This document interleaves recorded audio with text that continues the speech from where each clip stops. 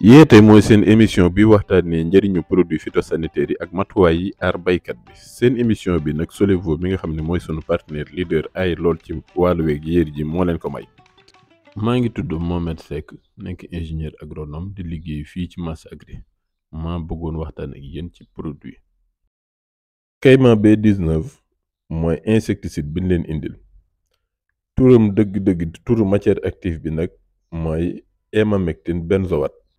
dina faat gunóor bi soo ko pompé ci kawam directement mbaa moom gunóor bi mu lekk xob boo xam ne pompé woon nga ci produit bi.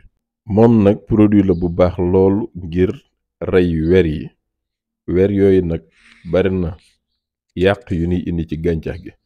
weer yi nag li ci ëpp dañuy màgg nekk lëppaalëpp weer bi nag bi muy gënee nekk ndaw ci la yàqam di gën a bare. am na weer boo xam ne défoliatrice la maanaam xob bi lay topp di ko lekk. am na boo xam ne day jël xob bi di ko bank ngir mën a dugg ci biir màgg nekk lëppaalëpp. am na boo xam ne day gas xob bi. am na boo xam ne tiis bi lay gas.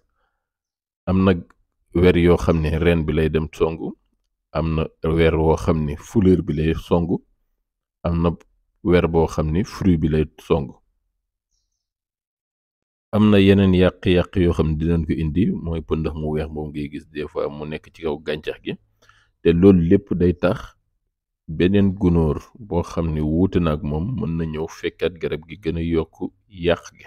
dose produit bi nag mi ngi toll ci 2000 litres par hectare boo xam ne mën nga ko tollanti benn yoon ci biir campagne di nga xaar lu mat juróom-ñaari fan balaa ngay récolter meññeent bi mën ko jaay ci marché bi. produit yi nag am na sunu boutique bi soo leen dégganteeg ñun rek ñu mën leen ko yóbbante incha allah.